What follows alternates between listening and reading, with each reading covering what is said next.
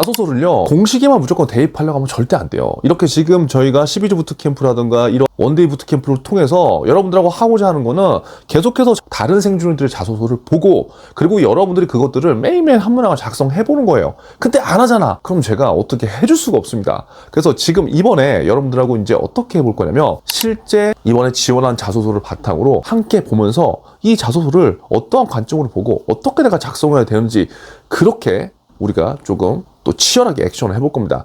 그냥 보면 안 돼요. 지금 여러분들과 이 과정을 제가 하는 이유는 뭐예요? 여러분들 하루에 한 문항이라도 작성시키려고. 아무리 여러분들이 생각이 많아도 그걸 글로 표현하지 않잖아요. 그러면 그거는 안 한 거예요. 아시겠죠? 그래서 제가 이렇게 강제적으로 해주잖아. 그럼 해야지. 그래 안 그래? 그리고 그로잉업에 들어와서 또 열심히 자소서 문항 작성하면은 실력은 늘 수밖에 없습니다. 자, 내용 한번 볼게요. 하나은행 지원한 이유를 본인이 지원한 부분과 연관지어 구체적으로 작성해 주시기 바랍니다. 자, 여러분 봅시다. 여러분들이 우리 이전에 취담 시점 할 때처럼 하는 겁니다. 취담 시점은 뭐예요? 취준생의 인사 담당자 시점. 자, 여러분들이 인사 담당자야. 그래. 그렇게 그냥 생각해. 그렇게. 오케이? 그렇게 생각하라고.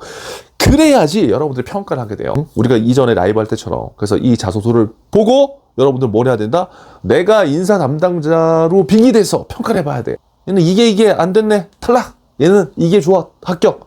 이렇게 여러분들이 자소서를 분석을 해봐야 됩니다. 지금 보이는 이 자소서는 합격 자소서일까요? 불합격 자소서일까요? 저는 알고 있습니다. 자, 여러분들한테 시간을 드려보겠습니다. 빨리 읽어주세요. 시간은 1분입니다. 스타트! 현장에서 직접 느낀 손님 중심 마인드. 최근 미국 금리 인하로 금융시장의 변동성 커지고 있다. 먼데이와 같은 경제 불안 얘기했다. 상황은 리스크 관리, 국민연금 은행의 중요성, 하나은행 100% 조정, 선제적 대안, 주담대 모기지 조치, 하나은행 리딩뱅크, 실제로 알아보고자 5회 방문 경험, 현직자 공개 고객 인상 경험 하나 됐다. 아니 멈춰보시고 읽어보세요. 여기에서 봅시다. 여러분들은 이 자소서를 합격을 줄 겁니까? 아니면 불합격을 줄 겁니까? 빨리 해보세요. 근데 처음에 댓글을 써, 댓글. 알겠죠? 댓글을 쓰고 나중에도 여러분들이 이게 변화될 수 있잖아요. 그럼 나중에 거를 다시 보라고요. 이 자소서를 보고 여러분들이 인사 담당자예요. 그러면 여러분들 1번 합격, 2번 불합격 둘 중에 하나 주세요. 그걸 평가 못하면 안 돼. 무슨 말인지 알았죠? 평가를 못한다는 거는 자기 주관이 없다는 거예요. 이거를 합격을 주든 불합격을 주든 둘 중에 하나를 줘야 돼. 여러분들의 자소서도 그렇게 불명예 평가될 거라고요. 아시겠죠? 자, 그래서 지금 해봐야 됩니다. 빨리 해보세요. 자, 댓글 남겼어요? 자, 그러면 여기서 또 중요한 거는 합격을 준 생존이가 있을 거고요. 불합격을 준 생존들이 있을 겁니다. 그러면 이유를 작성해 보세요. 합격이면은 나는 왜 합격시켰다. 불합격을 줬으면 나는 왜 불합격을 시켰다. 라는 이유.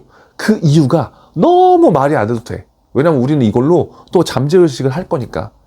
오늘 이 자소서를 보고 여러분들이 피드백을 줬을 때와 1개월 뒤, 2개월 뒤에 여러분들이 피드백을 줬을 때 그 잠재의식의 수준을 체크해 보세요. 내가 알고, 내가 듣고, 내가 경험한 만큼 여러분들이 평가를 할 수 있어요. 그래서 지금 반드시 써보세요. 이거 그대로 안 따라하면 아무 소용이 없다고요. 알겠죠? 꼭 해봐요. 자, 그러면 이거에 대해서 피드백을 한번 해보겠습니다. 같이. 자, 최근 미국 금리 인하로 금융시장의 변동성이 커지고 있다. 자, 그 전에 여기 소제목 있죠? 소제목 어떤 거예요, 여러분들? 소제목. 여러분들 보기에. 소제목 괜찮나요? 자, 일단 여기 소제목. 일단 소스 합니다. 일단 가볼게요. 자, 소스 하고 미국 금리 인하로 금융시장의 변동성이 커지고 있다. 그냥 이거는 나의 그냥 사실들을 그냥 나타낸 거죠. 그쵸? 쭉 나타냈어. 블랙 먼데이, 코스피 불안, 리스크 관리. 그러니까 여기 앞에 도입부에 뭘 썼어요? 아, 현재 나 금융산업에 대해서 그래도 좀 알고 있어. 그거야. 왜냐면 문제 자체가 지원 동기잖아. 그죠? 지원 동기. 지원한 부분. 응? 그러니까 앞쪽에서 이 친구가 작성한 거는 뭐예요? 나 그래도 금융산업에 관심 있어요. 제가 제일 중요하다고 생각한 건 뭐라고 했어요? 산업에 대한 관심이라니까. 직무 중심이요? 아니에요. 미안한데 산업에 대한 관심이 먼저 있는 상태에서 그 다음에 직무에 대한 관점이 들어가는 거예요. 산업에 대한 관심이 1도 없어 보이는데 어떻게 직무에 대한 걸 강조합니까? 인사 담당자분들의 기준에서는 직무 중심 채용이라는 그러한 카테고리로 지금 많은 이야기들 하지만 저는 완전히 반대의 관점이에요. 왜? 이렇게 해야지 우리가 진짜 생존하니까. 수많은 인사 담당자들이 있습니다. 그럼 그들의 그 생각에만 맞춰서 직무에만 꽂혀서 그냥 내 역량들을 그냥 거기에만 드러내면 될까요? 안 돼요. 그렇게 물론 표현하는 방법도 있지만 저는 조금 더 여러분들의 입장에서 이걸 얘기해 주는 거예요. 산업에 대한 관심이 문제예요. 근데 이 친구는 산업에 대한 관심을 표현해 줬어요. 자, 그리고 은행에 대한 관심을 또 살짝 나타내 준 거죠. 이거 이제 여러분들이 하는 거잖아요. 슬쩍. 그쵸? 기업의 이슈. 하나은행은 100% 달성과 조정하는 선제적 대응. 나 너희 은행에 관심 있어. 이거를 이렇게 한두 줄만 넣어야 돼. 무슨 말인지 알았죠? 근데 어떤 친구들은 이게 은행 자소서든 아니면 그냥 일반 대기업 자소서든 여기에 뭘 쓰냐면 기업이 하고 있는 내용들의 뭐 한 5-6줄 정도를 이 두 번째 문단에 다 넣어버려요. 그러면 그거는 자소서가 아니라 그냥 기사를 갖고 와서 복붙한 거예요. 의미가 있나요? 미안하지만 없습니다. 근데 이렇게 한두 줄 넣는 건 괜찮아. 너희 회사에 하나은행에 관심 있다는 걸 표현한 거니까. 그러면서 특히 뭐 이것저것 하면서 기여했다라고 하면서 물론 팩트를 썼지만 자기의 어떠한 생각을 조금 넣었어. 왜? 이러한 노력은 뭐 기여했다. 이런 것들이 자기의 생각이 좀 있어야 되니까 엄청난 것은 아니지만 일단 그냥 뭔가 내용을 드립다 작성하지는 않은 느낌이다. 그쵸?